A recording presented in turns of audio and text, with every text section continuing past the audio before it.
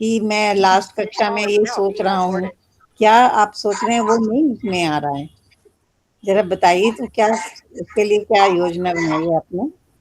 ठीक है, आइए कक्षा प्रारंभ करते हैं, फिर पहले उसी चर्चा को लेते हैं। मंगलाचरण आज रखते हैं। ये नद्यो रुग्रा पृथ्वी च दृढ़ा मंत्र। ओम ये नद्यो रुग्रा पृथ्वी च दृढ़ा येन त्वस्तभितं येन नाकः यो अन्तरिक्षे रजसो विमानः तस्मै देवाय हविषा विधेम। ॐ शान्ति शान्ति शान्ति। परम पिता को हम सभी लोग मिलकर के नमन करते हैं और आप लोगों को मैं विशेष नमन करता हूँ। कनिष्ठों को स्नेह आदर, और आप सभी लोगों के सहयोग से सांख्य दर्शन की ये हमारी जो विषय वस्तु परक की कक्षा है वो यह अंतिम है। इससे पूर्व रेखा मैडम जी ने भी जो पूछा और अनुराधा मैडम जी ने जो पूछा, उन दोनों प्रश्नों के एक ही उत्तर है कि क्या योजनाएं हैं हमारी अग्रिम 2-3 कक्षाओं की। योजनाएं यह है कि आज कक्षा की पूर्ति हो जाएगी और जो कुछ प्रश्न रहेंगे आज उसको निपटा देंगे। अब रविवार को कक्षा रहेगी, नेक्स्ट कक्षा, तो उसमें किन सिद्धांतों का हमने अध्ययन किया इस ग्रंथ में। सभी सिद्धांतों का तो उल्लेख करना संभव नहीं है क्योंकि 700 कुछ मंत्र हैं, हर एक मंत्र कुछ ना कुछ बताता है, लेकिन जो मौलिक सिद्धांत हैं 31 के आसपास है। मैंने इस पे उसका संग्रह कर लिया, टाइप के लिए दिया। तो 31 सिद्धांतों के हम अध्ययन करेंगे। पहले मैं शीट्स आपको भेज दूंगा तो आप पढ़ लीजिए, सब आपके ज्ञात में है, कोई अज्ञात नहीं है। तो उसका रविवार की कक्षा में मैं भाषण करूंगा। उसमें किसको कुछ पूछना, कुछ नवीनता अगर हो तो आप बताएंगे, तो वो कक्षा संडे की कक्षा रोचक कक्षा रहेगी। ना हमें सूत्र पढ़ना पड़ेगा, ना दिमाग कहीं लगाना पड़ेगा, लेकिन बढ़िया सार संक्षेप की कक्षा रहेगी 6 अध्यायों पर। फिर जो मंगलवार की कक्षा होगी तो मैं कल ही उसकी 10 प्रश्न मैंने बनाए हैं वो भेज दूंगा। तो आप किसी भी एक प्रश्न पे अपने कुछ थोड़े बहुत विचार आप रखेंगे और जिनको रुचि है तो 10 प्रश्नों के उत्तर वो लिख करके खुद वो उसका स्वाध्याय कर सकते हैं। लेकिन कोई जरूरी नहीं कि आप सभी लिखें। मैंने सूत्र संख्या भी वहां संकेत कर दिया क्योंकि अभी आप संस्कृत के विद्वान विदुषी नहीं है। प्रश्न लिखा, किन किन सूत्रों को आपको देखना है, फिर आखिर में आदि लिख दिया। तो उस समय मुझे जो सूत्र स्मरण आए वो लिखा, बाकी तो आप स्वयं पढ़ने वाले हैं। बाकी कुछ सूत्र आपको वहां भी और दिख जाएंगे, वो स्वाध्याय कर लेंगे। तो जो मंगलवार की कक्षा होगी वो अंतिम कक्षा होगी और 62वीं कक्षा, उसमें वेद संस्थान के अध्यक्ष जी को मैं बोलता हूं कि उपस्थित रहें, न भी रहें कोई बात नहीं, हमें मंगलवार को समाप्त कर देनी है। और उसमें 1.5 घंटे की क्लास रखेंगे मंगलवार को और 6:30 से रख दें ताकि 8 बजे तक समाप्त हो जाए। और बहुत से काम होते हैं, आगे नहीं खींचेंगे, 8 से पहले ही समाप्त हो जाना चाहिए। तो 6:30 से 8 रखेंगे मंगलवार की कक्षा, और उसमें आप ही बोलेंगे और हम लोग सुनेंगे, मैं सुनूंगा और हम सब मिल के सुनेंगे। वो कक्षा भी बड़ी रोचक होगी। और 5 मिनट से कोई ज्यादा ना बोले क्योंकि सबको बोलने का अवसर मिले, थोड़े थोड़े। और इस तरह का विचार है। फिर 1 हफ्ता हम छोड़ देंगे, यानी पहली तारीख जो है शुक्रवार को है। फिर उसमें हम विचार करेंगे कि वेदांत लेना है या योग लेना है, क्योंकि सचदेवा साहब जी की बड़ी श्रद्धा है कि हमें वेदांत पढ़ लेना है, और यहाँ योग उसका भाई ये कह रहा है भैया मैं बैठा हूँ छोटा भाई, मुझे तो पूछो। तो इस तरह विचार करें तो सही देखेंगे, बात है। अगर योग लेते मानसिक हैं से तो तो योग ही मिलता हुआ है ना। 30 कक्षाएं हमें योग लेनी है, तो हमें लगानी पड़ेगी, यानी मार्च जो आर्थिक वर्ष खत्म होते होते उससे पहले ही खत्म हो जाएंगी। योग में कोई नहीं, 194 या 95 कुछ इस तरह योग में, हाँ योग में 194 सूत्र होते हैं, 194। तो जहां जरूरी है वहां व्यास भाष्य देखेंगे, और जहां जरूरी नहीं व्यास भाष्य देखेंगे नहीं। तो वहां तो आप पढ़ लेंगे, बहुत से विषय होते हैं, पढ़ने से होगा। और व्यास भाष्य में रुचि रखेंगे तो एक अनिष्ठा बनी रहेगी, क्योंकि हर संस्कृत पंक्ति का अर्थ लगाना पड़ेगा। सूत्र में जो आनंद है, सांख्य दर्शन में आनंद आता रहा, लेकिन सूत्र पढ़ लिए, इसके बाद फिर पंक्ति लगाते लगाते 2-3 पेज की संस्कृत पंक्ति लगाते मिलना कुछ नहीं। तो इसलिए व्यास भाष्य जहां जरूरी है वहां मैं उल्लेख करूंगा, और बड़ा आनंद रहेगा कि 30 कक्षाएं और आपको देनी है, और सांख्य योग हो जाने के बाद अब कुछ पढ़ने की आवश्यकता नहीं। फिर अगली कक्षा आपकी वेदांत चलेगी, तब तक घूमना फिरना हो जाएगा, शायद ऑफलाइन हो सके, लेकिन मुझे लगता है योग के बाद ही ऑफलाइन की स्थिति मिलेगी। तो आइए अंतिम कक्षा की ओर चलते हैं। इससे पूर्व और किन्हीं को कुछ पूछना है देख लीजिए। और मंगलवार के लिए 1.5 घंटे सबको निकालना है, 6:30 से 8। भले ही रविवार की कक्षा मिस हो जाए कोई बात नहीं, वो तो पेपर से मिल जाएगी चीजें। चलिए आगे देख लीजिए। आज तो कुछ प्रश्न भी आप रख सकते हैं, समय है। अब हमें 63 सूत्र 6th अध्याय का पढ़ना है, या नहीं पढ़ चुके थे 63 सूत्र को, और इस बार की काव्य श्रृंखला में अनुराधा मैडम जी ने इस सूत्र को छोड़ दिया। उनको पता है आचार्य जी 1-2 सूत्र पीछे चलते हैं, तो इसकी व्याख्या अगली कड़ी में कर दी जाएगी। तो ये इनकी बौद्धिक सफलता है।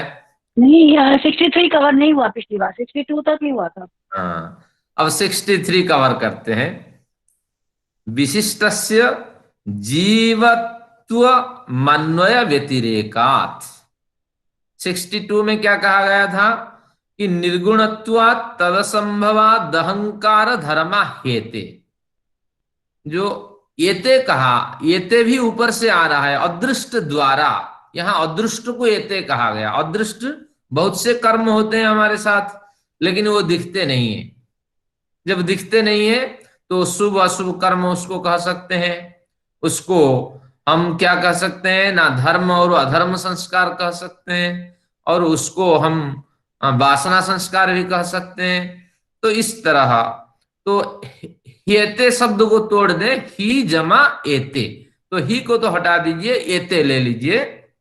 ही एते, एते संस्काराः धर्माधर्म रूपा और संस्कार रूपा, एते धर्माधर्म रूपा और वासना संस्कार रूपा शुभाशुभ संस्काराः एते। ये सारे संस्कार कहाँ रहेंगे? क्योंकि आत्मा को निर्गुण आपने कहा, आत्मा में कुछ किसी का कॉम्बिनेशन नहीं, आत्मा में कुछ ठहर ही नहीं, कोई चीज शक्ति, जब कुछ ठहर ही नहीं सकता आत्मा में, तो फिर आत्मा में ये जो संस्कार होते हैं सत्य मिथ्या धर्माधर्म पाप पुण्य के संस्कार, ये आत्मा में आश्रित नहीं हो सकते। तो कहाँ रहेंगे?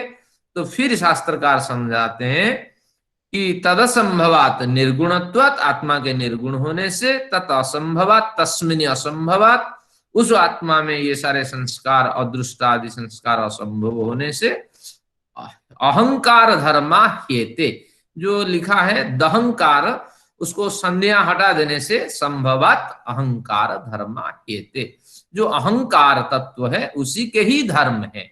यहां मैंने बार बार स्पष्ट कर चुका हूं कि क्या विषय है कि अहंकार शब्द कहते ही उसके सारा परिवार आ जाते हैं, केवल अहंकार नहीं। आप कहेंगे यहाँ अहंकार तो कहा, बुद्धि की बात नहीं कही, तो बुद्धि में ये संस्कार नहीं होते हैं। योग दर्शन पढ़ेंगे वो कहेंगे बुद्धि में सारे संस्कार है, और बाकायदा व्यास भाष्य में बुद्धि में गिनाते हैं 8-10 चीजें बुद्धि के अंदर और है। तो जो बुद्धि में है वो अहंकार में है, जो अहंकार में है वो मन में है, जो मन में है वो चित्त में है, जो चित्त में है, जो अहंकार का 24 परिवार के सदस्य हैं, सब में इनका ग्रहण हो जाता है। तो इसीलिए अहंकार धर्माहेते कहने का मतलब अहंकार प्रधान अंतःकरण के 24 तत्वों में। फिर एक बार 24 तत्व क्लियर करता हूं। 24 कौन कौन है ना? आपके 5 तन्मात्राएं, ये इसके बेस होते हैं। मन बुद्धि चित्त अहंकार जो अंतःकरण होते हैं, इसी बेस पे वो प्रतिष्ठित होते हैं। शब्द स्पर्श रूप रस गंध, ये 5 तन्मात्राएं हैं। इसके ऊपर आपके ज्ञान इंद्रियां जो हैं, ज्ञान इंद्रियां जिसमें आप विषयों को ग्रहण करते हैं, वे प्रतिष्ठित हैं। इस तरह 10 हुए। और 10 होने के बाद अब मन बुद्धि चित्त अहंकार, ये 4 आ जाते हैं, ये इसी में प्रतिष्ठित हैं, 14 हो गए। और इन सबको गोंद के समान बांध रखने वाली हमारे पास 10 शक्तियां होती हैं, प्राण शक्तियां। क्या क्या है? प्राण अपान उदान व्यान समान, ये मुख्य प्राण शक्तियां, इनका अनुभव होता है। लेकिन बहुत सी शक्तियां ऐसी होती है जिनके अनुभव नहीं होती हैं, वो है नाग कुर्म कृकल देवदत्त धनंजय, ये 5 शक्तियां होती हैं, उप प्राण शक्तियां। तो इस तरह 14 पहले बन चुके थे पदार्थ, और ये 10, इसको मिलाकर के 24 तत्व होते हैं। और अहंकार कहते ही इसका 2 विभाजन हो जाएगा, मन बुद्धि चित्त अहंकार रूपी स्थूल अंतःकरण की बात हो जाए, और सूक्ष्मता की ओर चले जाए, इन 24 का ही ग्रहण हो जाएगा। तो इस तरह आपको समझ लेना चाहिए कि निर्गुण होने से आत्मा अहंकार धर्मा, ये सारे अहंकार के धर्म हैं। अहंकार प्रधान अंतःकरण में ये सारे संस्कार आश्रित रहते हैं, आत्मा में कुछ आश्रित नहीं रहता। तो ये सारे संस्कार इसमें आश्रित रह करके फिर जीवात्मा को पकड़ रखते हैं, और जीवात्मा ईश्वर की प्रेरणा से जीवात्मा को जहां जहां खींचा जाता है, तो ये सारे उसके साथ चले जाते हैं। और जीवात्मा के पहुंचते ही सबसे पहले प्राण शक्ति चलने लगती है। बड़े रिसर्च हुए हैं इस पे, विदेश के एक बड़े सज्जन आए थे, उन्होंने कहा कि हमने अंडों को बारीकी से देखा कि अंडों में क्या क्या चीजें परिवर्तन, किस तरह परिवर्तन अंडों में होता है। तो सबसे पहले देखा गया कि अंडे में जब पहला विकास हुआ, मां के गर्भ से निकलने के बाद शिराएं बनने लगी, जिनसे खून दौड़ते हैं, नस नाड़ियां, नाड़ियों की शिराएं अंडों में बनने लगी। तो तात्पर्य है कि प्राण शक्ति, हार्ट में ईश्वर का निवास है, तो हृदय में ईश्वर का निवास होता है, और हार्ट पंपिंग का कार्य करता है। भले ही वो ब्रेन के रूप में पहले आया हुआ हो, लेकिन उसके होते ही, जीवात्मा के होते ही, तो धीरे धीरे उस प्राण शक्तियां क्रियाशील हो जाती हैं, और जिसके कारण से धीरे धीरे हमारे अलग अन्य जो ऑर्गन्स हैं वो बनने लगते हैं। तो इस तरह इसका सिद्धांत है। तो तात्पर्य ये हुआ, अहंकार में ये सारे संस्कार, धर्माधर्म, वासना रूप संस्कार, पाप पुण्य, ये सारे आश्रित रहते। अब फिर आगे करते हैं 63 में, विशिष्टस्य जीवत्व मन्मय व्यतिरेकात्। तो जीवत्वम, हम जीव किसे कहेंगे कि ये जीवन से युक्त है? तो जीव प्राण धारणे, जो प्राण धारण करता है, सांसें लेता है, सांसों के द्वारा जो जीवित रहता है। तो बहुत से ऐसे हमारे पास प्लांट्स हैं, बिना सांसों के भी वो जीते हैं। हाँ, तो इसको क्या कहते हैं? 2 तरह के प्लांट्स होते हैं, इसमें मैं भूल रहा हूं। तो इस तरह, तो अब कहते हैं जीवत्व, प्राण ही एक उसका अंग है। प्राण अपान निमेष उन्मेष जीवन मनोगति इंद्रिय विकार इत्यादियों में कोई एक अनुभव में आ जाए ना, भले ही वो सांस न ले, लेकिन कोई एक अनुभव आ जाए इन 12-13 लक्षणों से, तो उसमें जीवन है, यह संभावना हम व्यक्त कर सकते हैं। तभी तो हम कहते हैं शुक्राणु में भी जीवन है, तभी तो हम कहते हैं मलाशय में भी जीवन है, तभी तो हम कहते हैं नासिकाओं में हम जो ले रहे हैं उसमें भी जीवन अंदर जा रहा है। तो इस तरह इसकी परिभाषाएं होती है। हमारे खून में जो होते हैं, अगर उनमें ये शक्तियां नहीं मिलती, तो हम उसमें कल्पना करते हैं खून में भी ब्लड सेल्स होते हैं, white blood cells, red blood cells, लेकिन वहां इस तरह के लक्षणों में कमी पाई जाती है। तो इसलिए जहां जहां प्राण, अपान, निमेष, उन्मेष, जीवन, मनोगति, इंद्रिय विकार ये नहीं पाए जाते हैं या एक नहीं पाए जाते हैं, वहां प्राण शक्ति कहेंगे। जैसे प्यास से निकल गया प्राण, मुख्य प्राण अपने आत्मा के साथ निकल गए, लेकिन कुछ गौण प्राण थोड़ी देर के लिए वहां स्थित रहते हैं, और जिसके कारण प्याज खाते में आत्मा नहीं होती है, क्योंकि निकालते वक्त ही आत्मा के साथ मुख्य प्राण चल दिए, प्राण, अपान, उदान, व्यान आदि। कुछ गौण प्राण वहां स्थित रहते हैं थोड़ी देर के लिए, प्याज, मूली आदि। तो इस तरह हमारे शरीर में हमारी आंखें आत्मा के साथ आत्मा के चले जाने पर आंखें 6 घंटे तक सक्रिय रहती हैं, तभी हम नेत्रदान करते हैं। तो ऐसी स्थिति में क्या कल्पना की जाए कि इस आंखों में प्राण शक्ति विद्यमान है, लेकिन मुख्य प्राण जो शक्ति है, जो 5 प्राण आत्मा के साथ निकलते हैं, तो वो निकल चुके हैं।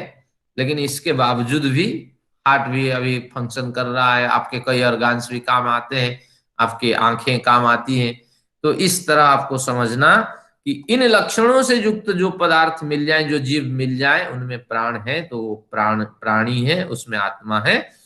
लेकिन इस जैसे लक्षण से युक्त कुछ जीव दिखाई पड़े तो भले ही उसमें आत्मा न हो, लेकिन उसमें प्राण शक्तियां हैं। तो खून में जो red blood cells, white blood cells और कोशिकाओं में जो परिवर्तन होता है, ये प्राण शक्ति के कारण होती है, ये परिवर्तन होता है। लेकिन मलाशय में, मूत्राशय में और आपके इसमें शुक्राणु में, आपकी थूक में और आपके पसीने में जो होते हैं, ये प्राण शक्ति से युक्त अनुसयी आत्माओं के कारण होती है, ये परिवर्तन होते हैं। तो ये इसको आपको समझना पड़ेगा। तो अगर शरीर धारण कर लिया तो अनुसयी का कंसेप्ट खत्म, वो आपके बद्धात्मा के स्तर में आ गई वो आत्माएं। इस तरह आपको समझना होगा। धीरे धीरे जैसे आप अध्ययन करते जाएंगे तो आपको और विषय क्लियर होता जाएगा। अभी तो आपके नए विचार आपके अंदर प्रवेश कर रहे हैं। अब देखते हैं ये क्या कहते हैं। जीवत्वम, जिससे जो जीवन से युक्त है तो उसे हम जीव कहेंगे। तो विशिष्टस्य जो ऊपर अहंकार की बात कही है उसकी अनुवृत्ति हो जाएगी। तो अहंकार विशिष्टस्य जीवत्वम, अहंकार विशिष्टस्य प्राणिनः जीवत्वम, अहंकार विशिष्ट जो प्राणी है उसी की जीव संज्ञा होगी। अन्वय व्यतिरेकात, क्योंकि जीवात्मा के साथ व जीव के साथ अहंकार का अन्वय व्यतिरेक संबंध, एक के रहने से दूसरा रहेगा, एक के न रहने से दूसरा नहीं रहेगा। तो इसको अन्वय कहते हैं, व्यतिरेक कहते हैं। एक के रहने से एक रहेगा, दूसरा रहेगा, ये अन्वय है, और एक के न रहने से दूसरा नहीं रहेगा, इसका व्यतिरेक है। तो अब करते हैं, अगर अंतःकरण से युक्त है तो निश्चित रूप से जीव है, ये अन्वय हो गया। व्यतिरेक क्या है? अगर अंतःकरण से रहित है तो वह तत्व जीव नहीं कहलाएगा, जीवात्मा नहीं कहलाएगा, बल्कि वह तत्व आत्मा ही कहलाएगा। क्योंकि जब आप मुक्ति लोक में आत्मा चली जाती है तो उस समय उसको आप जीवात्मा नहीं कहेंगे, उसको आत्मा कहेंगे या मुक्तात्मा कहेंगे। लेकिन जीवात्मा की परिभाषा इसी लोक में है, और वह है आपका अनुसयी आत्मा भी जीवात्मा है, क्योंकि उसमें भी सूक्ष्म शरीर बना रहता है 17 तत्वों के साथ।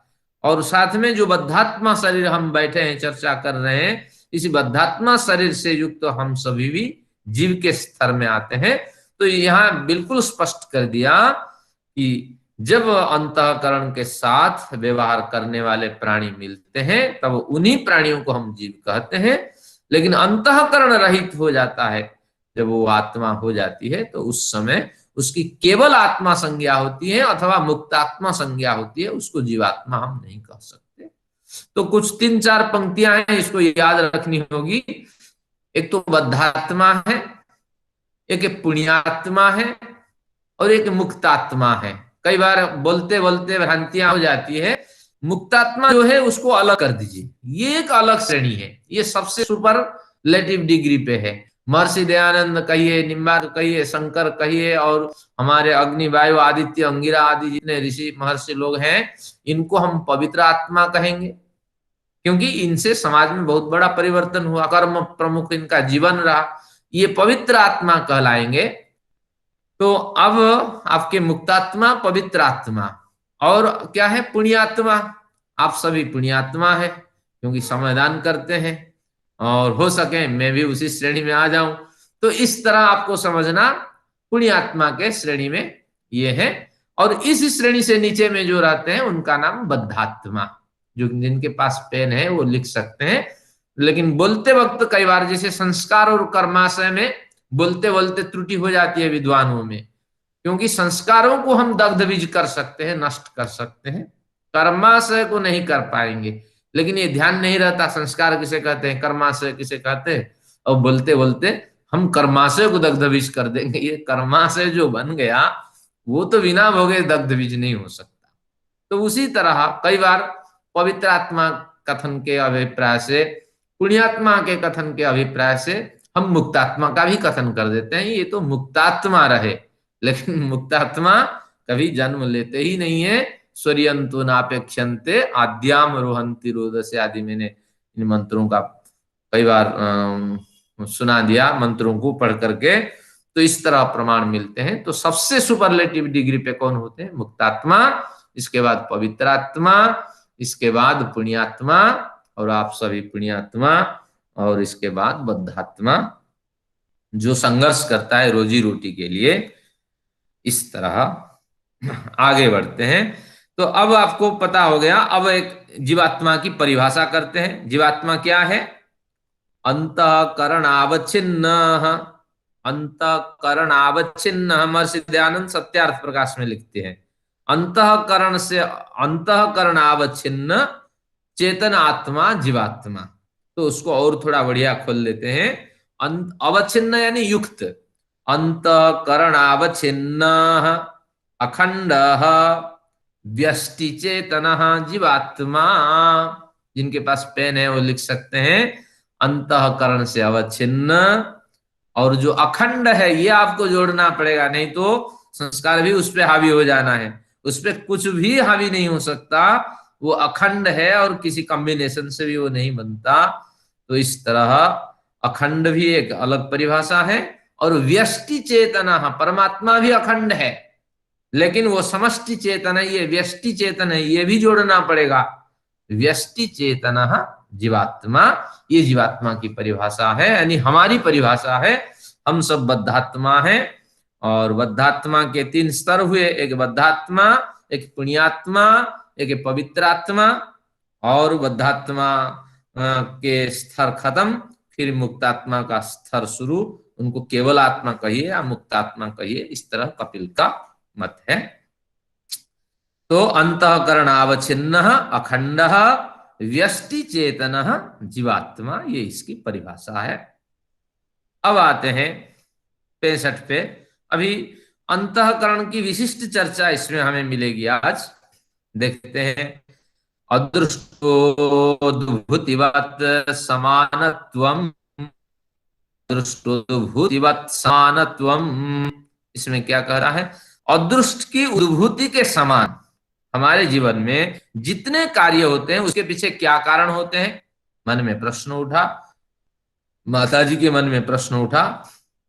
तो इसमें कहते हैं अदृष्टोद्भूतिवत्, हमारे जो पिछले कर्म हैं उन कर्म, ये सारे कर्म कर्माशय में हैं, तो उनमें से कुछ कर्म निकले हैं जो प्रारब्ध के रूप में, उसी प्रारब्ध को हम अदृष्ट कहते हैं। वो दिखाई नहीं पड़ता, अगर दिखाई पड़ता तो उसको हम किसी तरह उससे बचने की कोशिश करते या उसमें और परिष्कार करने की कोशिश करते, इसलिए वो दिखाई ही नहीं पड़ता। तो इसलिए वो अदृष्ट कर्म है। तो अदृष्ट की उद्भूति होती है, यानी जैसा हमारा प्रारब्ध बना हुआ होता है उस हिसाब से हमें प्रारब्ध के फल मिलते ही हैं। हाँ, तो इसलिए अदृष्ट की उद्भूति होती है। ठीक है। अब कहते हैं समानत्वम, इसी तरह जैसे अदृष्ट की उद्भूति हो करके हमारे हमारी जीवन शैली बदलती है व हमारी जीवन शैली चलती है, तो उसी तरह अगर पुरुषार्थ से प्रेरित हमारा जो अहंकार है, हम पुरुषार्थ करते हैं, श्रम करते हैं, पढ़ाने के बाद मुझे बड़ी खुशी मिलती है, आप कक्षा में भाग लेने के बाद बड़ी खुशी मिलती है। एक कक्षा हमारी त्रिखा मैडम जी की मिस हो गई, उनको बड़ा दुख मिला, तो पुरुषार्थ से वो रहित हो गई।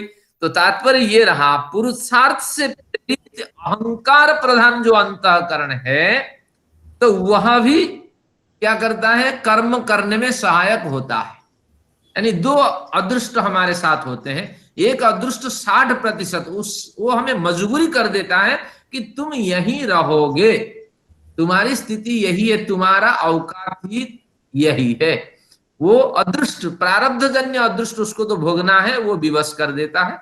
उसी के समान अब अंतःकरण की चर्चा चल रही, समानत्वम, जो अहंकार प्रधान अंतःकरण की चर्चा हुई जिसमें संस्कार होते हैं, तो वह भी अहंकार प्रधान अंतःकरण जब पुरुषार्थ से प्रेरित होगा तो वह भी हमारे कार्य को संचालित करने में कुछ मदद करेगा। यानी 60% प्रारब्ध के फल, 40% हमारे जो क्रियमाण कर्म के फल, ये दोनों मिलने से हमारा जीवन सुखमय होता है। तो ये आपको सोचना पड़ेगा। लेकिन जैसे एक बढ़िया उदाहरण है, कार्यालय हमारा 6 बजे बंद हो जाता है। चलिए, हमारे जो कर्मचारी हैं वो तो पहले से तैयार होते हैं, ठंड है कौन रहे, हाँ मैं थोड़ा स्वाध्याय करता हूँ, कई लोगों से मिलता हूँ, मैं थोड़ी देर में जाता हूँ, अभी आपके साथ 8 बजे तक बैठूंगा। ये थोड़ा सा पुरुषार्थ है। इस पुरुषार्थ के बल पे में जो 40% मेरे संस्कार हैं, 60% तो मुझे मजबूर कर दिए हैं कि यही काम करना है, लेकिन जो 60-40% और संस्कार हैं, तो इसके माध्यम से भी मुझे प्रसन्नता मिलती है, खुशी मिलती है। हाँ, और मुझे बहुत से ऑप्शन मिलते हैं, मार्ग मिलते हैं जीवन के विकास के लिए, सोचने के लिए। तो इस तरह जीवन चलता है। अगर जीवन केवल ही प्रारब्ध के भरोसे, बिल्कुल हमारे का दफ्तर खुला और इतने बजे बंद कर दिया, अब कुछ नहीं करना है, अगर करेंगे तो हमें एक्स्ट्रा चाहिए, फलाना चाहिए, फलाने चाहिए। हमारे त्रिका मैडम जानती है कि जब टिप्पणी करती है मैडम जी कि इस व्यक्ति ने ऐसे कहा, इस व्यक्ति ने ऐसे कहा, तो फिर पता लगता है कि कैसे प्रारब्ध के बस हम जीते हैं, कि प्रारब्ध हमें पटक दिया। बिल्कुल यही काम है कि हमारे तो कुछ करना नहीं है, कमाना नहीं है, और बिना कमाए अगर पैसे मिल जाते हैं या कुछ पेंशन मिल जाती है तो उसी से गुजारा करना है। सारा समय हमें टीवी देखना है और घर में बिताना है, किसी के लिए कुछ नहीं करना। तो अगर हाथ पैर नहीं मारेंगे तो हमारे जो 40% जो पुरुषार्थ है वो नहीं होंगे। जब नहीं होंगे, प्रारब्ध के बल पे जिएंगे, वही प्रारब्ध ही आपके 40% पुरुषार्थ की पूर्ति में भी सहायक होगा। तो इसलिए ध्यान रखना कि प्रारब्ध हमारा कितना भी खराब हो, अगर पुरुषार्थ 40% हमारे साथ संपादित हो रहे हैं तो उसको हम मात दे सकते हैं। दमे से पीड़ित व्यक्ति पैदा हो गया और पैदा होते ही भयंकर बीमारी से ग्रसित हुआ, लेकिन जैसे उसको समझ हुई 15-17 साल, 12-13 साल के बाद संयम से, सदाचार से और योग मार्ग से प्रेरित होकर के जीवन जिया, पूरी उसकी आयु खत्म हो गई, लेकिन वो दमा हावी नहीं हो पाया। वो दमा बीमारी ज्यों का त्यों ही रह जाने वाली है, क्योंकि जब जब दमा आई तब तब ये अपने पुरुषार्थ से उसको दबाने की कोशिश इस व्यक्ति ने की। तो इस तरह बीमारी को भी हम मात दे सकते हैं। भले ही दमा का प्रभाव तो रहेगा, सांसें जोर जोर से चलेगी, थकान होगा, बहुत कुछ हो सकता है, लेकिन इतना नहीं कि वो कार्य न कर पाए। 40% पुरुषार्थ हमारे हाथ में, थोड़े बहुत हमें उस पुरुषार्थ के प्रयोग से प्रारब्ध को हटाने में थोड़े बहुत हमें प्रयत्न करने चाहिए। तो ये यही कहना चाहता है, अदृष्टोद्भूतिवत, अदृष्ट से प्राप्त कार्य साधन के संस्कारों के समान समानत्वम। ये जो समान क्या है ना, ऊपर से आएगा, जो अहंकार प्रधान अंतःकरण का सामर्थ्य है, वो भी कुछ मिल करके समान बराबर स्थिति में व्यक्ति को पहुंचा देते हैं। यानी अदृष्ट से भी हम कुछ करते हैं फल, और हमारे पुरुषार्थ से प्रेरित अहंकार प्रधान अंतःकरण से भी कुछ फल प्राप्त करते हैं। और बराबरी की बात कही है, लेकिन बराबरी नहीं है, योग दर्शन पढ़ेंगे, 60-40 का संबंध है। प्रारब्ध के आगे हम विवश हैं, करेगा लंगड़ा, करिए कितना पुरुषार्थ और कैसे आप चल देंगे, जन्म से लंगड़े हो, बनकर के जीवन जिएंगे, आपको नौकरी मिल जाएगी, सब मिल जाएगी, लेकिन आपको तो लोग कहेंगे अरे लंगड़ा आदमी क्या ज्यादा बोलता है। हाँ, दो चांटा मारूंगा तो इधर से उधर नहीं हिल पाएगा। तो तात्पर्य ये रहा कि प्रारब्ध ही बलशाली है क्योंकि उसका भाग अधिक है, लेकिन यहाँ समान कह दिया। समान कहने का मतलब औचित्य से हम 60 और 40 का समन्वय बनाएंगे। एक सूत्र ऊपर से छूट गया। हाँ, ये मैं कहने वाली थी। हाँ, मुझे दिख गया अभी। अहंकार कर्तृधीन कार्य सिद्धि हिरण्येश्वरधीना प्रमाणा भावाद। उसी अहंकार की चर्चा है।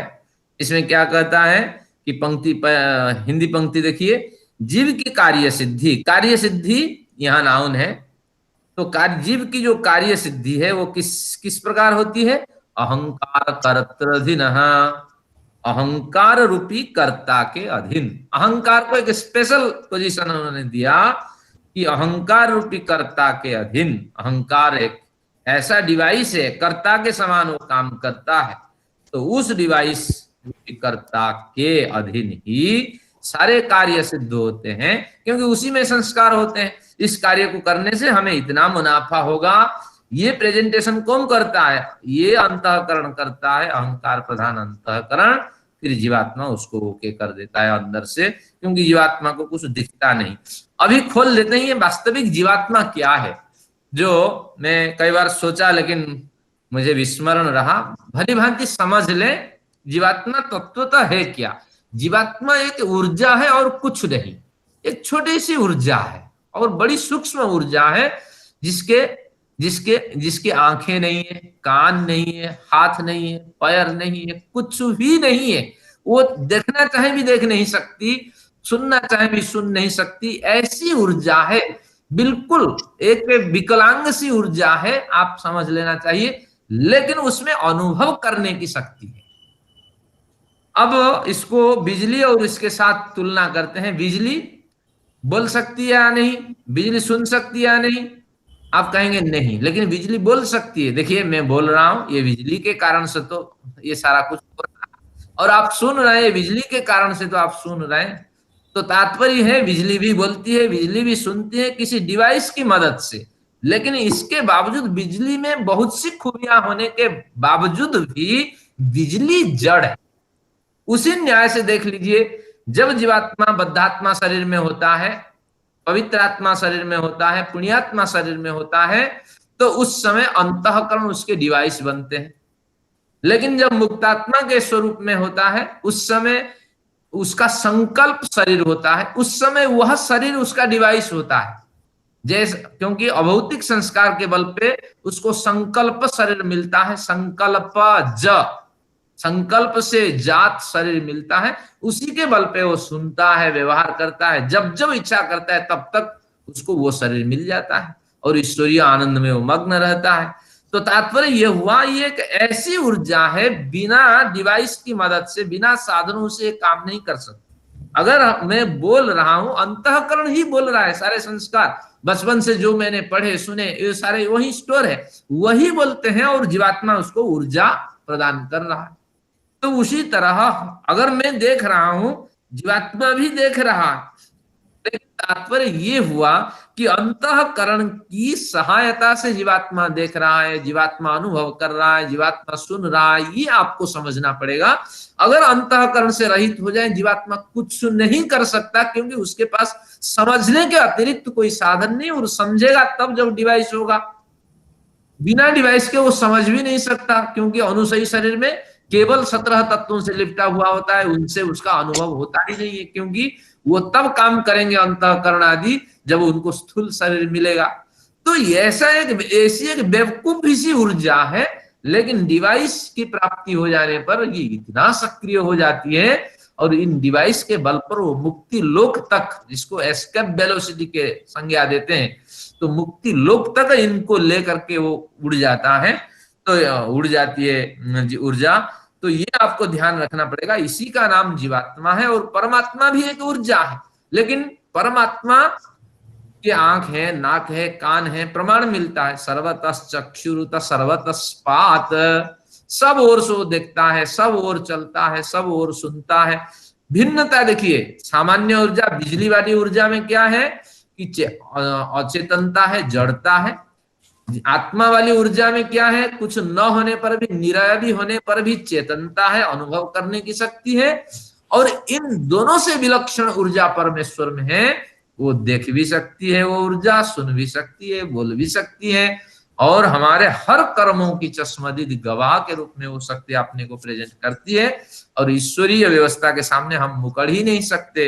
अगर ईश्वर को दोषारोपण करेंगे तो ऊर्जा उसकी चश्मदीद गवाह है, ईश्वर पे आरोप ही नहीं कर सकते। तो इस तरह ये जीवात्म तत्व है। अब इसको खोलते हैं 64 को। अहंकार कर्तृधीन कार्य सिद्धि, सारे कार्य जो हमारे वो सिद्धि हो जाते, सिद्धि को प्राप्त करते हैं अहंकार रूपी कर्ता के अधीन होने पर। न ईश्वर अधीना, नेश्वर अधीना का मतलब न ईश्वराधीना, ईश्वर के अधीन से कोई कार्य सिद्ध नहीं होता है। तात्पर्य ये हुआ। और प्रमाणाभावत, अगर कोई हठ करे नहीं नहीं ईश्वर के द्वारा कार्य सिद्धि होता है, ऐसा कोई प्रमाण नहीं है। इसको खोलते हैं कि ये जो सारा संसार जो बना हुआ है, इसी संसार में अगर कहता है कि ईश्वर की कोई खेल नहीं है, ईश्वर कुछ नहीं करता, तो हम उससे पूछेंगे कि हमें इस परिवार में जन्म क्यों दिया, तो ईश्वर चश्मदीद गवाह के रूप में बताएगा भैया तुम्हारे कर्म ये है। अब हम पूछेंगे हमें चंद्रलोक जाने के लिए आपने पंख क्यों नहीं दिए, जाने की व्यवस्थाएं हमारे लिए क्यों नहीं बनाई, तो उसका समाधान ईश्वर बताएगा कि भैया तुम हो तो चूहा, चूहा को जितना खिलाओ वो शेर तो नहीं बनेगा ना। ज्यादा से ज्यादा फूल फाल करके एक क्या कहेंगे इसको, खरगोश जैसे बन सकता है, ज्यादा से ज्यादा इतना तो नहीं बन सकता, गोह जैसे बन सकता है। लेकिन तो उसी तरह हमारी ही कुछ कमियां हैं कि हम यात्रा नहीं कर सकते, हमारे सामर्थ्य कम है, हमारी औकात ही कम है, हम चंद्रलोक तो जा नहीं सकते। तो हमारे पास जो शक्ति है, सामर्थ्य है, उस हिसाब से हम थोड़े बहुत यात्रा करते हैं। इसरो ने कुछ कल महाकाश पे छोड़ा, तो यही छोटे मोटे काम कर सकते हैं, इतनी ही हमारी सामर्थ्य है। लेकिन ईश्वर ने हमारे सामर्थ्य को नष्ट नहीं किया, हमें मजबूर नहीं किया कि तुम धरती में रहो, तुम चंद्रलोक नहीं जा पाओगे, सूर्य के बारे में नहीं जान पाओगे, ब्लैक होल क्या होता है नहीं जान पाओगे, और ये स्टार क्लस्टर नहीं जान पाओगे। इसलिए ईश्वर ने मजबूरी से हमें ये नहीं दिया, मजबूरी हमें नहीं किया कि ये इस तरह रहो, हमारा ही ये सामर्थ्य है, हम आगे बढ़ नहीं सकते। तो इसी तरह ईश्वर सृष्टि बना करके हमें बहुत से उपदेश दिए। देखिए क्या क्या खाना चाहिए, तिलाश्य में मुद्गा, यजुर्वेद का मंत्र पढ़ता हूं, क्या क्या खाना चाहिए, लोग आज क्या क्या खाते हैं।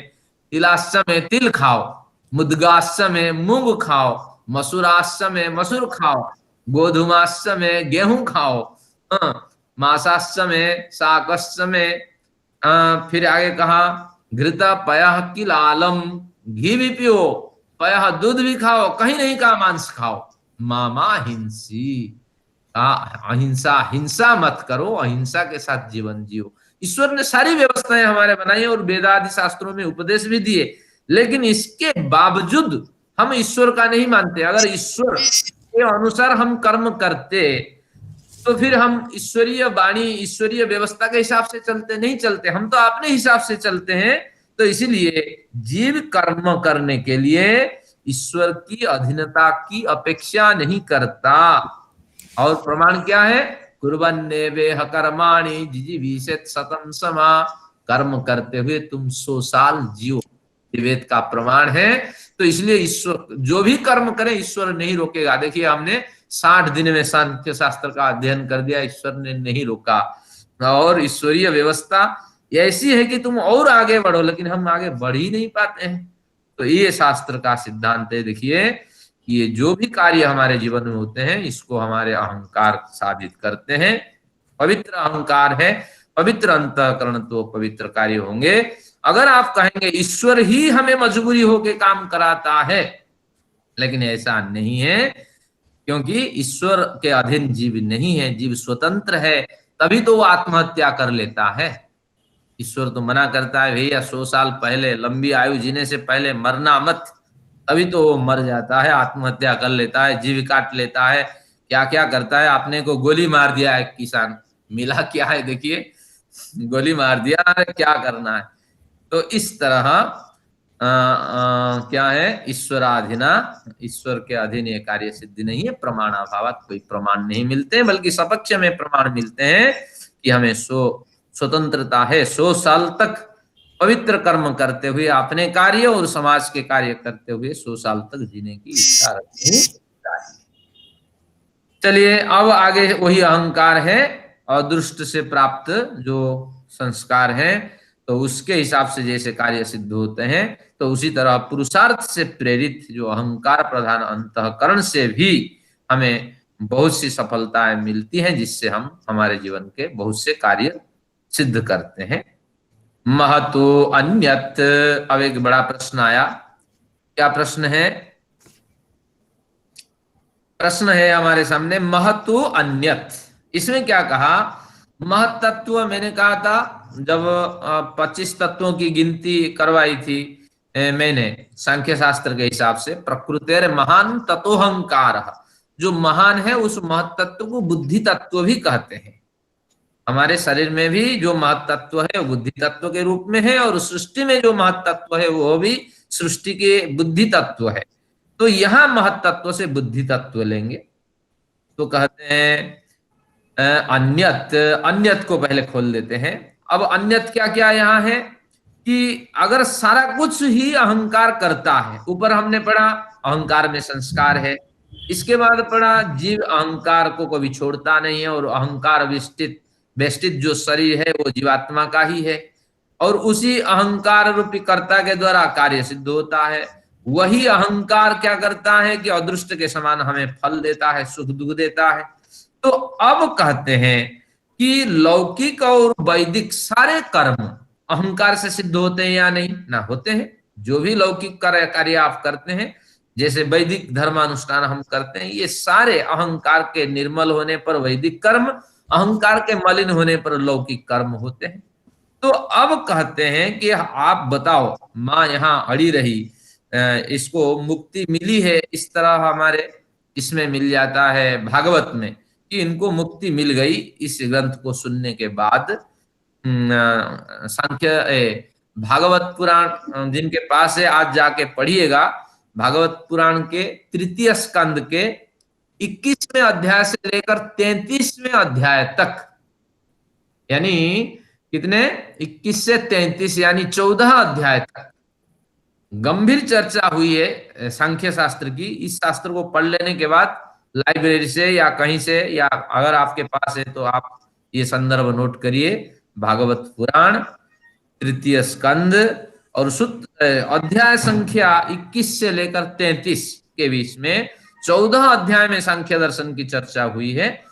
और तो उसमें आखिर में लिखा है कि देवहूति को मुक्ति का मार्ग मिल गया, और साधना करती हुई वो आखिर में जीवन मुक्त होकर के मुक्ति के मार्ग में वह चल दी। तो अब हम चर्चा करते हैं कि अन्यत का मतलब है प्रकृति पुरुष का विवेक ज्ञान। अन्यत शब्द का अर्थ कैसे लेंगे ना, जो लौकिक कार्य और वैदिक कार्य के अतिरिक्त जो अन्य कार्य है, यानी प्रकृति पुरुष का विवेक ज्ञान है, इसके ज्ञान होने पर हम उत्तम आचरण करेंगे। उत्तम आचरण करने से जीवन मुक्त की स्थिति प्राप्त होगी, और जीवन मुक्त की जो आजीवनी है, जीवन है, उस जीवन को जीने के बाद हमें मुक्ति की प्राप्ति होगी। तो इसलिए माता जी ने पूछा कि अन्यत जो लौकिक वैदिक कर्म से भिन्न प्रकृति पुरुष का विवेक ज्ञान, यह किससे सिद्ध होगा बताओ मुझे। सारा तो अंतःकरण आपका करता है, अगर सारा करता है तो प्रकृति पुरुष विवेक ज्ञान ये किससे सिद्ध होगा मुझे बताओ।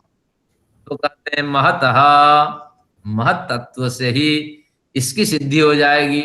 महत तत्व क्या है ना, महत तत्व अगर सृष्टि की दृष्टि से देखेंगे सृष्टि की बुद्धि है, और यहाँ शरीर की दृष्टि से देखेंगे तो शुद्ध बुद्धि तत्व को ही महत तत्व कहेंगे। बुद्धि तत्व का नाम महत तत्व अब यहाँ देना पड़ेगा। इसी बुद्धि के बल पे, इसी अहंकार के बल पे लौकिक कार्य होते हैं और वैदिक कर्मानुष्ठान होते हैं। तो अब विवेक ज्ञान कैसे इससे हो जाएगा? तो अब आपको यहाँ लगाना पड़ेगा अत्यंत सूक्ष्म और शुद्ध बुद्धि तत्व से। अब महत तत्व का अर्थ हुआ, महत का अर्थ हुआ महत से। महत से अनुवाद करें बुद्धि से, अब उस बुद्धि से केवल लौकिक वैदिक ज्ञान हो सकता है, कर्म हो सकता है, लेकिन ये कर्म नहीं हो सकता प्रकृति पुरुष का विवेक ज्ञान, वो फिर न डिगने वाली समझ के साथ। तो इसलिए इस महत्व के पीछे आपको लगाना पड़ेगा कि अत्यंत सूक्ष्म और शुद्ध बुद्धि तत्व केवल पर अन्यत लौकिक वैदिक कर्म से भिन्न प्रकृति पुरुष का विवेक ज्ञान भी हो जाता है। तो यानी जितने आप शास्त्र पढ़ेंगे और उनका मनन करेंगे, तदनुरूप आचरण करेंगे, तो ये बुद्धि तत्व उतना निर्मल होता होता चला जाएगा। और बुद्धि तत्व के निर्मल हो जाने पर प्रकृति और पुरुष के विवेक ज्ञान आपके सामने आता जाएगा, और आप प्रकृति का न्यूनतम उपभोग, ना के बराबर उपभोग आप करेंगे, तो निश्चित रूप से आपको परमार्थ की प्राप्ति होगी। ये इनका कहना है। सारा कुछ यही करता है, वैदिक कर्म भी यही अंतःकरण कराता है, लौकिक कर्म भी यही कराता है, और इसके सूक्ष्म और अतिशय शुद्ध हो जाने पर प्रकृति पुरुष विवेक ज्ञान इससे हम प्राप्त कर लेते हैं। तो इसलिए ये प्रकरण को यही समाप्त करता हुआ उन्होंने और एक बढ़िया प्रकरण इसमें नहीं, यही समाप्त कर दिया इस प्रकरण को, कि ये आपको सोचना ही नहीं है, आपको ध्यान रखना है कि अंतःकरण निर्मल हो जाए, और ऐसे साधन आप साधनों का चुनाव करें जिन साधनों के व्यवहार से आपका अंतःकरण निर्मल हो। अच्छे व्यक्तियों के साथ रहिए और अच्छा परिवेश का चयन करें, घर के वातावरण पवित्र बनाए रखें, और ज्यादा से ज्यादा जो सांसारिक प्रवृत्ति है तो उनसे अपने को बचाए रखें, तो आपका अंतःकरण निर्मल होता चला जाएगा। आज तो इसको पूरा करना है। अब आया जो गंभीर सिद्धांत है, आखिर में जब दीपक बुझ जाता है तो खूब जोर से जलता हुआ बुझ जाता है। तो जो सिद्धांत उन्होंने कपिल जी ने पहले बताया था, उसी सिद्धांत का पुनः उल्लेख करेंगे।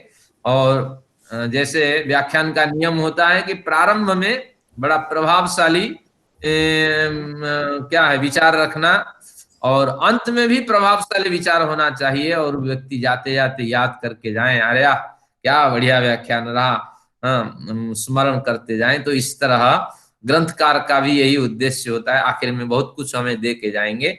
ये जो 4 सूत्र है, महत्वपूर्ण सूत्र है, तो अब हमें अहंकार को यहीं छोड़ देना है, क्योंकि एस्केप वेलोसिटी के नियम के हिसाब से जब आप पहुंच जाते हैं स्पेस में, तब आपका जो रॉकेट होता है वो ईंधन से रहित हो जाता है, और आपके डिवाइस व आपकी जो मशीन है वो फिर चक्कर काटने लगता है उसके क्या ग्रेविटेशन में। तो उसी तरह अब हमें पहुंचा दिया अंतःकरण के साथ। यही अंतःकरण नष्ट हो जाए तो आप इस सिद्धांत को प्राप्त कर सकते हैं। तो क्या सिद्धांत है देखिए, कर्म निमित्त प्रकृते स्वस्वामी भावो यनादिर्बीजांकुरवत्। अब कहते हैं प्रकृते है स्वस्वामी भाव कर्म निमित्त। अब इसमें प्रश्न उठा, एक बढ़िया प्रश्न रहा कि पुरुष का इस प्रकृति के प्रति इतनी आसक्ति क्यों? प्रकृति भोगमयी, जो भी साधन हमारे पास है भोगमय साधन है। बढ़िया भोजन हमें मिलता है, बढ़िया कपड़े मिलते हैं, बढ़िया व्यक्ति हमें चाहिए, और हमारे नौकर बिल्कुल ईमानदार होना चाहिए। चोर भी चोरी करता हुआ, दूसरों को धोखा देता हुआ चाहता है कि मेरे अंडर काम करने वाले व्यक्ति ईमानदार होना चाहिए, नहीं तो गोली मार दूंगा। चोर तो यही करता है, भैया बेईमानी नहीं करना, भले ही मैं बेईमानी करता हूं। तो तात्पर्य ये हुआ कि प्रकृति का, पुरुष का इस प्रकृति के प्रति इतनी आसक्ति क्यों? ये जब प्रश्न उठा तो समाधान देते हैं, कपिल कहते हैं कर्म निमित्त, कि इसलिए आसक्ति है क्योंकि जीव तो पवित्र है, निर्मल है, शुद्ध है, बुद्ध है। जो जीव कहा जीवात्मा, तो वो तो शुद्ध बुद्ध है, तो इसलिए आत्मा में कोई कमी नहीं है। लेकिन कर्म निमित्त, ये जो अंतःकरण मिश्रित, जो आत्मा का पिछला जन्म रहा, आत्मा के जो भी पिछले जन्म रहे, तो उनसे संग्रहित जो कर्म है और उन कर्मों से निकले जो प्रारब्ध कर्म है, तो वही निमित्त है। क्योंकि प्रारब्ध कर्म ही हमें आसक्ति की ओर ढकेल देता है। हमें सोचने के लिए अवसर ही नहीं मिलता। मुर्गे के दुकान पे बैठा हुआ व्यक्ति से पूछिए, जो मुर्गे को काट करके बेचता है, रोजाना हिसाब लगाता है, और इतने मुर्गे रह गए, इतने मुर्गे लाने, और एक मुर्गे में इतना हुआ तो कितनी कमाई होगी। तो इस तरह जो करता है, तो उसको पूछिए, ये कहता है कर्म निमित्त, उसको सोचने के लिए अवसर नहीं है, वही पैसे ही उसको दिखाई पड़ते हैं, भले ही वो खून पसीने से सना हुआ हो, भले ही वो मुर्गों के खून से सना हुआ हो, और उसको पोष करके जेब में डाल देता है। तो इस तरह कर्म निमित्त, ये कर्म ही निमित्त है, जिसके जैसे कर्म है उसको वही कर्म अच्छा लगता है, वही गलत कार्य उसको अच्छा लगने लगता है।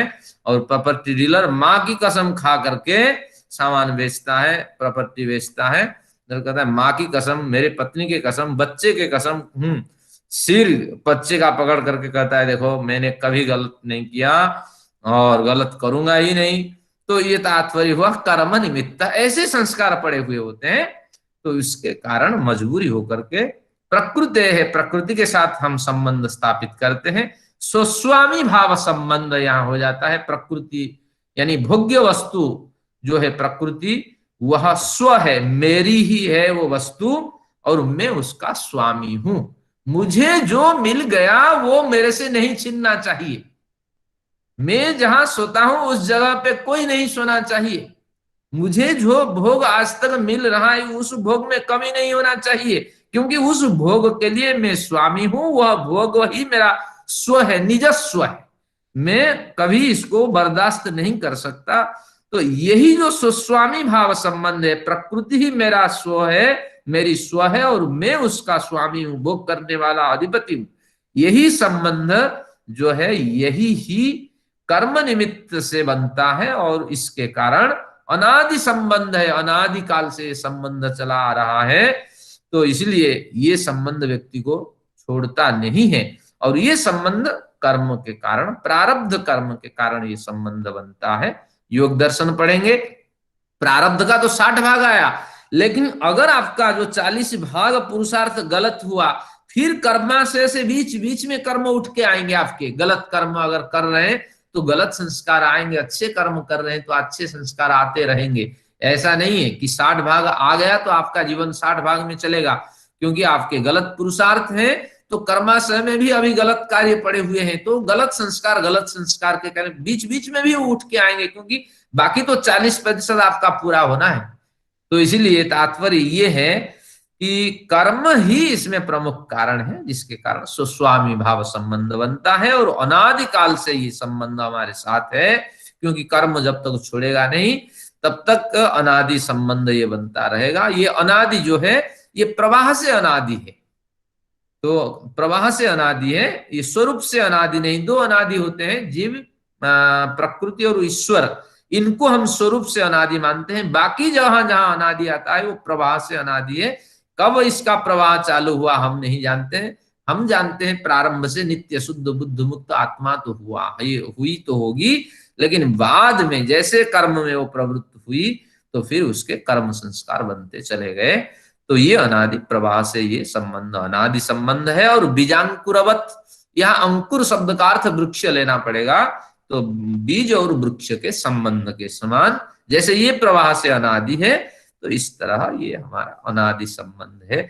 तो इसलिए ये किसका मत है? कपिलाचार्य का मत है। आखिर में कपिलाचार्य इतना ही कहते हैं कि सारा अध्ययन कर लेने के बाद मैं अपने विद्यार्थियों को यही कहता हूं, कुछ भी करो ये कर्म का ही निमित्त होता है, और कर्म के कारण से स्वस्वामी भाव संबंध बनता है, और यह संबंध प्रवाह से नित्य है और बीजांकुर के संबंध के समान। तो इसलिए हम कुछ नहीं कर सकते। अगर कुछ करना है, हमें इस कर्म संस्कार को विनाश करना है, नष्ट करना है। इसके अतिरिक्त कपिलाचार्य ने कहा मुझे और कुछ नहीं सूझता। अब फिर कपिलाचार्य कहते हैं अपने मत की पुष्टि में, अपने मत की पुष्टि से अभिप्राय है, जैसे मैं समझाता हूं, स्वयं ही कपिलाचार्य कहना चाहते हैं कि ये एक मत है, और दो मत वो बताएंगे कि इस प्रकृति का, ये पुरुष का इस प्रकृति के प्रति जो आसक्ति है, इसके पीछे और दो मत मैं बताने जा रहा हूं, ये भी मेरा अभिप्राय है, लेकिन वो दूसरों के मुख से कहलाना चाहते हैं। जैसे अनुराधा मैडम जी बढ़िया काव्य श्रृंखला लिखती है, मैं तारीफ कर देता हूँ, क्या आपने बढ़िया पढ़ा है। सभी लोगों को ये काव्य श्रृंखला का पाठ करना चाहिए व सुनना चाहिए। इससे तारीफ ही मैं अपनी ही करता हूं। तत्वतः अनुराधा मैडम जी की तारीफ नहीं होती है, क्योंकि पढ़ाने वाला मैं हूं और वो विषय प्रस्तुत करती हैं बिल्कुल निरपेक्ष होकर के। अब उसका ले रहा होता हूँ, तारीफ मेरी होती है। तो जैसे मैं कहता हूँ मैडम जी ने ये कहा, क्या बढ़िया कहा, क्या बढ़िया प्रश्न पूछा गया, तारीफ मैं लेता हूँ, ये अच्छी बात है। रहस्यज्ञ जो है वो नहीं जान पाता है, जो रहस्य से अनभिज्ञ है। तो उसी तरह देखिए ये सारी तारीफ कहेंगे, पंच ने ऐसे कहा, सनंदनाचार्य ने ऐसे कहा, मैंने ऐसे कहा। तात्पर्य यही है कि ये सभी मेरे लिए ग्राह्य है। जैसे त्रिखा मैडम भी मेरे लिए ग्राह्य है, अनुराधा मैडम जी मेरे लिए है, सुंदर प्रश्न पूछने वाले अग्निहोत्री जी भी मेरे लिए ग्राह्य है। तो इसी तरह कि ये सनंदनाचार्य भी इसको पसंद है, पंचसिक भी इसके पसंद है, और कपिलाचार्य का जो मत है इनके भी मत वही है। तो इसलिए दूसरों के कंधे पे बंदूक चला करके अब कपिलाचार्य सिद्धांत प्रस्तुत करते हैं। अपनी बात बता दी कि मेरी समझ में कर्म ही इसमें प्रमुख कारण है। अब दूसरा कारण बताते हैं, अविवेक निमित्तो वा पंचसिख। जहां बा आए वहां खतरा है। बा का मतलब अथवा, लेकिन अथवा नहीं है, यहाँ और के अभिप्राय से है। समुच्चय में बा शब्द का प्रयोग है। और एक सिद्धांत बताता हूं, ये कहना चाहते हैं बहुत से लोग ये कंफ्यूजन में फंस जाते हैं। जैसे देखिए जगदीश्वरानंद जी ने जगदीश्वरानंद फंस गए, अथवा नहीं और क्या कहना चाहते हैं कि और देखिए अविवेक निमित्तो पंचशिख। ये पंचशिख नामक एक शिष्य रहे उनके, कपिल के बढ़िया शिष्य रहे आसुरी का एक शिष्य रहा पंचशिख, और पंचशिख वृद्ध शिष्य रहा, तो आसुरी की आयु के बराबर रहा। तो इसलिए कपिलाचार्य उसके एक वचन में उसका नाम लेते हैं, कोई आचार्य फाचार्य नहीं लिखते हैं। तो तात्पर्य हुआ कि ये इनसे कनिष्ठ शिष्य रहा होगा व इनसे कुछ सीखा होगा, तो इसलिए सामान्य शब्द से एक वचन में प्रयोग करते हैं। तो अविवेक निमित्त, कपिलाचार्य तो सारे सिद्धांत बताते हुए अविवेक को ही बंधन का कारण मानते हैं। तो वह पंचशिख भी मेरे जैसे अविवेक को ही निमित्त मानता है पुरुष का इसी भोग्या प्रकृति के प्रति आसक्ति। क्यों? कि कर्म निमित्त से आसक्ति है, अविवेक के कारण आसक्ति है। अब आते हैं, फिर कहते हैं और एक सिद्धांत बताता हूं, लिंग शरीर निमित्त इति सनंदनाचार्य। एक सनंदनाचार्य ब्रह्मा जब हुए उस समय उनके 4 मानस पुत्र थे, सनक, सनातन, सनंदन, सनत कुमार। सनक, सनंदन, सनातन, सनत कुमार, शायद वही सनंदन आचार्य होंगे और इनके ग्रंथ उन दिनों पढ़े जा रहे होंगे। तो ये बहुत जाने माने सनंदन आचार्य हैं। तो बहुत से टीकाकार इसका प्रमाण देते हैं कि ये सनंदन आचार्य जब कहा तो ये कपिल के सह उपाध्याय रहे होंगे। जैसे मेरे मित्र फलाने कहते हैं, जैसे हम कहते हैं, तो उस तरह रहे होंगे। कुछ भी हो सकता है, लेकिन 2 प्रवाद इसमें, प्राचीन सनंदन आचार्य हो सकते हैं जो ब्रह्मा के शिष्य, या कपिल के गुरुकुल में पढ़ाने वाले सह अध्यापक हो सकते हैं। तो उनका क्या कथन है? कपिल कहते हैं लिंग शरीर निमित्त। ये लिंग शरीर ही निमित्त है। लिंग शरीर न 17 तत्वों से युक्त जीवात्मा का जो लिंग शरीर है उसकी अगर संभावना बनती है तो वही ही आसक्ति का कारण है।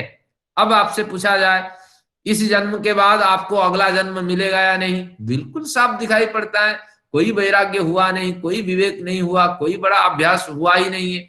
अगर लिंग शरीर की संभावना यही हो जाती है तो समझ लेना चाहिए अगला भी जन्म होगा, वहां पुरुष का प्रकृति के प्रति पुरुष की प्रकृति के प्रति आसक्ति बनी रहेगी।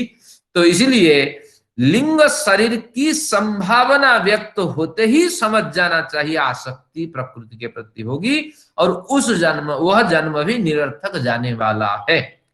तो अब इन तीन सिद्धांत को मिला देने से हमें क्या मिला कि कर्म के कारण से ही हमें स्वस्वामी भाव संबंध प्राप्त होता है और प्रकृति को भोगना चाहते हैं, जीव प्रकृति का बंधन बन जाता है। अविवेक के कारण ही प्रकृति से जीव बंधता है और लिंग शरीर की संभावना बनी रहने पर ही बंधन की प्राप्ति होती है। तो हमें क्या करना चाहिए इस स्थिति में? अगर कर्म निमित्त है, इसको काटना है, तो आखिर में कपिलाचार्य कहते हैं कर्म को सुधारो। कर्म को सुधारो यानी निष्काम भाव से कर्म करो, ये पहला सिद्धांत है। अब दूसरे सिद्धांत में हमें कपिलाचार्य क्या कहते हैं कि अविवेक निमित्त ही बंधन है, तो इसलिए विवेक ज्ञान प्राप्त करो। विवेक ज्ञान कैसे मिलेगा? आर्ष साहित्य का स्वाध्याय, उसका मनन चिंतन और साथ में जीवन में उसका उपयोग। केवल पढ़ लेने से, सुन लेने से, पढ़ा लेने से कुछ नहीं होता। तो विवेक ज्ञान चाहिए। अविवेक को हटाने के लिए, अंधकार को दूर करने के लिए सूर्य का ही प्रकाश चाहिए। लाखों लाइटें लगा दीजिए, कुछ नहीं होने वाला है, थोड़ा बहुत कार्य होगा, लेकिन सूर्य के उदय होते ही पूरा जिस तरह साफ हो जाता है अंधकार, तो उस तरह विवेक ज्ञान चाहिए। और जितना आप आर्ष ग्रंथों का स्वाध्याय करेंगे, आचरण में उतारेंगे, तो उतना ही लाभ होगा और प्रकृति के प्रति आसक्ति छूट जाएगी। और आसक्ति के छूटते ही आपका अंतःकरण सुधर जाएगा और निर्मल अंतःकरण से प्रकृति पुरुष का विवेक ज्ञान होगा। तो इस तरह ये दोनों सिद्धांत बता करके अब सनंदनाचार्य के कंधे पे बंदूक रख के वो क्या कहते हैं? लिंग शरीर का नाश करो। लिंग शरीर का नाश कैसे होगा? कि इस जन्म में रहते हुए इतना बढ़िया कर्म करें और जिस कर्म के कारण आपके संस्कार दग्धबीज हो जाए। जब संस्कार ही दग्धबीज हो जाएंगे, तो आपके पास नया संस्कार बनेगा ही नहीं। तो यहीं से आपकी यात्रा शुरू होगी, क्योंकि पिछला कर्म फल नहीं देगा। तो इसलिए लिंग शरीर का नाश करो, इस सिद्धांत का अर्थ है संस्कारों को दग्धबीज करो। कर्मा से दग्धबीज नहीं होंगे। जो तो जा चुका, बैलेंस हो चुका, उसको तो भोगना है, ईश्वर जाने और शक्ति दें उसको हम कैसे भोगें। लेकिन लिंग शरीर जो अभी संभावित है, अगर इस यहीं से हम यात्रा शुरू करें और हमारे जो गलत संस्कार है, वासना संस्कार है, उनको दग्धबीज करें, और जो धर्माधर्म संस्कार है, तो वहां भी बड़े अवसर होते हैं और प्रायश्चित आदि के द्वारा, आत्मनिरीक्षण आदि के द्वारा दग्धबीज करने के बहुत से अवसर होते हैं। तो वहां भी हम धर्माधर्म को दग्धबीज करें। तो ये इन तीनों कार्यों को अगर हम कर लेते हैं तो निश्चित रूप से मुक्ति की प्राप्ति होगी। तो आखिर में कपिलाचार्य के 3 वचन स्मरणीय हैं। कर्म सुधारो निष्काम कर्म के साथ, अविवेक को दूर करो विवेक ज्ञान के साथ, लिंग शरीर का नाश करो संस्कारों को दग्धबीज करने के साथ। अब कहते हैं यदवा तदवा तदुच्छित्य। भले ही एक सिद्धांत को 3 टुकड़ों में बांट करके उन्होंने कहा हो, व 3 आचार्यों के नाम लिए हों, कोई बात नहीं। यदवा तदवा, जो कोई भी निमित्त हो, इन तीनों में से एक हो या ये तीनों हो। पहले यदवा का मतलब तीनों में से कोई एक हो, एक से होने से बाकी 2 उसमें गृहीत हो जाते हैं, या इन तीनों को सिद्धांत ही आप मान लो। तदुच्छित्ति, उसकी उच्छित्ति हो जानी चाहिए, उसका उच्छेद हो जाना चाहिए, उसका विनाश हो जाना चाहिए। यानी पूर्वोक्त 3 सिद्धांतों का पूर्णतः विनाश हो जाना चाहिए। और कहते हैं पुरुषार्थ, इसी उच्छित्ति का नाम ही पुरुषार्थ है। तदुच्छित्ति ही पुरुषार्थ, इस उच्छेद का नाम ही पुरुषार्थ है। इससे इन 3 जो बाधक है, तत्व है, वेरियर्स है, इन तीनों का उच्छेद हो जाना, विनाश हो जाना, हट जाना ही पुरुषार्थ है। वो कौन सा पुरुषार्थ है? अत्यंत पुरुषार्थ, त्रिविध दुख निवृत्ति, अत्यंत पुरुषार्थ। ये तीनों जो बंधन है, इन तीनों बंधनों के पीछे वो 3 दुख कारण है, आदि भौतिक, आदि दैविक और आध्यात्मिक। तो इसलिए उन तीनों को काटने के लिए इन तीनों का अनुष्ठान निरंतर करिए, और कुछ भी हो हमें तो इन बंधनों को हटा देना चाहिए। और यही पुरुषार्थ है, यही पुरुषार्थ है, इसी का नाम अत्यंत पुरुषार्थ है। तो इसलिए अथात्यंत दुख निवृत्ति, अथात्यंत त्रिविध दुख निवृत्ति अत्यंत पुरुषार्थ, ये सूत्र पहले पढ़े थे, यही अत्यंत पुरुषार्थ है। और 2 बार पाठ होने का मतलब ये ग्रंथ समाप्त हुआ और समाप्तम चेदम सांख्य दर्शनम च इदम, यह सांख्य दर्शन समाप्त हुआ। अब सांख्य दर्शन का क्या अर्थ है? यथार्थ ज्ञान, क्योंकि चख धातु से सम उपसर्ग है, ख्या धातु है, तो समख्या, संख्या से सांख्य बना, वृद्धि आदि हो करके, तो सम्यक ज्ञान का कथन यही हो गया। आखिर में 3 जो सिद्धांत है यही ग्राह्य है अगर 3 दुखों से आप छूटना चाहते हैं। तो इससे तात्पर्य हुआ कि थोड़ा निष्काम कर्म भी हम करें और थोड़ा आर्ष साहित्य का स्वाध्याय करें और इतना संयम बरतें कि हमारे जो संस्कार हैं, गलत संस्कार जिसके कारण दूसरे दुखी होते हैं, दूसरों को पीड़ा पहुंचती है, इन संस्कारों को हम दबाएं, इन संस्कारों को दग्धबीज करें, इन संस्कारों को उभरने न दें। तो इसलिए क्रोध वृत्ति का विनाश करें, असत्य भावना का विनाश करें, चकमा देने की वृत्ति का विनाश करें, और लापरवाही की वृत्ति का विनाश करें।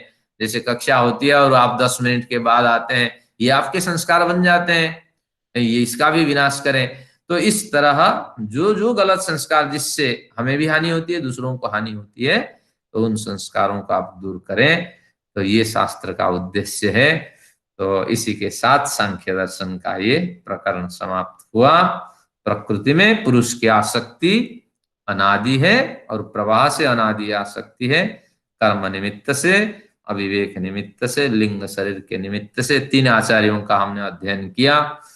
तो तात्पर्य है कि बड़े लोग इस शास्त्र में श्रम किए हैं और इसकी चर्चा भागवत में भी है, गीता में तो बड़ी चर्चा है कि सिद्धानाम कपिलो मुनि, जो गीता पढ़ते हैं वो जानते होंगे, महर्षि व्यास के हिसाब से कपिलो मुनि सिद्ध है, सिद्धानाम कपिलो मुनि। अब यहाँ तो हमारे तुलसीदास की एक पंक्ति अनुराधा जी ने कोट की थी, वहां देखिए उसको ईश्वर मान लिया तुलसी ने। तुलसी की पंक्ति में कपिल को ईश्वर कहा कि देवहूति के गर्भ से ईश्वर ही अवतार धारण कर लिए, क्योंकि उस समय अवतारवाद का प्रचार था। ये साहित्य, आर्ष साहित्य इस तरह विकास को प्राप्त नहीं किया था, महर्षि दयानंद से शुरू हुए हैं। तो इसलिए ये बड़े आचार्य हैं, इनके सिद्धांत आप मानिए। अब तो अनुमति नहीं है, तो अब आप इसका स्वाध्याय करिए और रविवार को हम सब मिलते हैं। रविवार की कक्षा 1 घंटे की रहेगी और मंगलवार ये 6:30 से 8 आप डट जाइए, क्योंकि अभी आपने पढ़ा कि थोड़ी सी लापरवाही के कारण आपके कर्म बनते हैं। अगर लिंग शरीर की संभावना है, आगे मुक्ति का कोई अवसर नहीं है। चलिए, कुछ अनुराधा जी बोलना चाहती हैं? नहीं। नमस्ते, बोलिए कुछ, आपने माइक खोल रखा है।